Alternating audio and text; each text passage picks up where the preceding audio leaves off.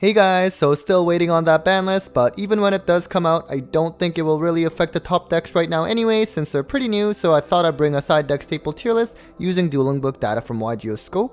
And before I continue, a big thanks to my sponsors as usual. You guys are using that discount code for your playmat lately for custom sleeves, so thank you for that. Now, the formula used to create the tier scores for the side deck staples will be the same as before, and I'll be using cards used in Top Cut from YCS Niagara as part of the formula. Feel free to check out my earlier work that I'll link below so that you know how the scores are calculated. So starting with the highest tier score, we have Nibiru. In my YCS Niagara breakdown, I showed that Nibiru is now the most played hand trap, and it is quite impactful since it's good against Sprite when paired with another hand trap, and the danger variant of tiers are more vulnerable to Nib as well. Next is another amazing hand trap this format in Infinite Impermanence. This was actually categorized in tier B last time I did this in July, so before Power of the Elements, but it has climbed since then and it is quite impactful against both Sprite and tiers and plays around triple tactics talents. At third is Red Reboot, which is interesting because on Dueling Book it actually wasn't played that much among the list of side deck staples, but because it was the most played side deck card at YCS Niagara Top Cut, that gave a huge boost to the tier score. Pretty much mandatory nowadays because you're either getting appointed or deck devied or eradicated, not to mention D-barrier, so it really is the best and most often the only way to stop cards like these. Then we have yet another back removal that's become popular again in Cosmic Cyclone. Because of the recent popularity of Runic post-Tactical Masters, I think players want this in hand just in case they get Mystic Mine and need to play around Destruction Protection. Hopefully mine just gets banned soon so we don't have to worry about it anymore.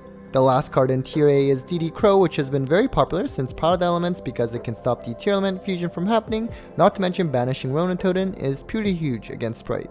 On to the second tier, and we surprisingly have Ash Blossom in this category, whereas the last time I did this video, it was the clear number 1.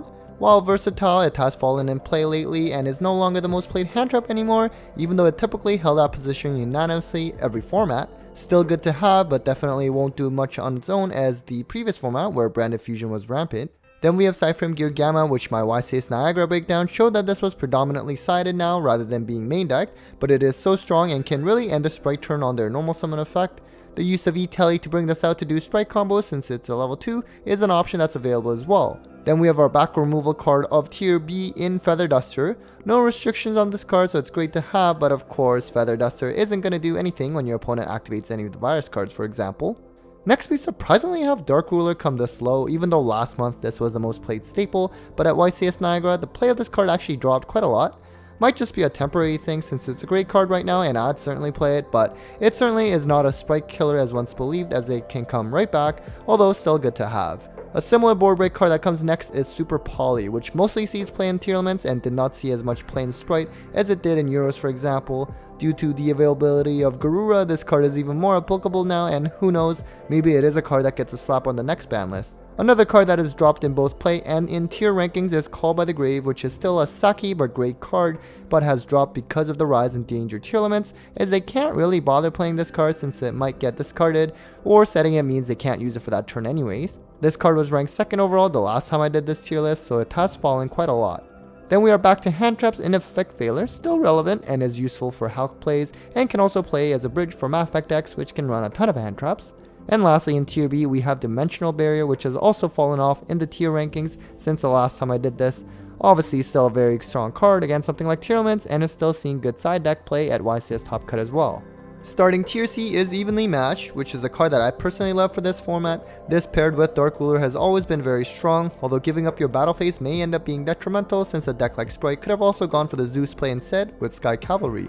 Dimension Shifter has moved up a tier this time because now it's not just Flunder that can play it, but other competitive strategies like Exo Sisters and even Sprite would be ranked much higher if this card could be played in a lot of decks, but for now it's still pretty niche and absolutely deadly if you can play it. Then we have a new addition to the tier list in Eradicator Epidemic Virus, which technically was more of a main deck card among tiers, which would try to get this back through Nightmare Griffin. Deadly card against most decks, especially when nowadays decks are so spell heavy, and realistically the only way to stop this is Red Reboot, unless you're running Crossout with this card. Then we see Solemn Judgment as one of the more popular side deck cards, and a deck like Sprite definitely will run powerhouse going first cards like these to stop something like Dark Ruler. Negating the first normal summon can also be pretty game in a lot of cases as well, and this saw pretty good play at YCS Niagara. Next we have Forbidden Droplet, which has fallen off a lot compared to Dark Ruler. Still a strong card, but is now a lower tier effect negation card at the moment since we're not dealing with standby phase Scythe anymore. And then we have Mystic Mind, which fortunately did not see as much play in YCS Niagara compared to Euros or YCS Rio. Perhaps more players were more prepared for it this time, but it is a card that can just auto win you games, and hopefully Konami finally addresses it. Next we have Ghost Spell, which does not see much play lately, but is a potential tech choice since it can stop a lot of cards like Tier Limit stuff, Elf, and can also protect your normal summon effect from Gamma as well. Not the most played hand trap on Dueling Book or IRL right now, but something worth considering. A staple that's fallen in favor lately is Triple Tactics Talents, still applicable in this format since a lot of effects are happening on your main phase, particularly to your monsters as well as any deck that puts up Sprite Elf, but can also be completely dead at times when going first, so it looks like it's not as popular as it was at the start of POT format. Lastly, for this section we have Gosoaker, which I think is rightfully so at this lower tier compared to the other hand traps listed above. Pretty good against Sprite to try to hit Gigantic, and being able to hit the Flunder map is always nice as well. Not great against tiers though, and was not played too much at YCS Niagara either. Lastly, in tier D, we start with Lightning Storm. Interesting to see how this card is now lower rated than Evenly Matched, even though when Storms first came out it had been considered a power creep version of Evenly. Back row clearance is nice, but again, we are in a format where we have all these powerhouse normal traps that can just be chained to. Next we have Lava Golem, which if your deck can go without a normal summon, this card is excellent in the current format. Didn't see that much play YCS Niagara top cut, but it is a great way to clear boards and also do some burn damage. Lastly, we have Rivalry on this list, and I'm kind of surprised it's not higher, but I guess it's because not every deck can play it.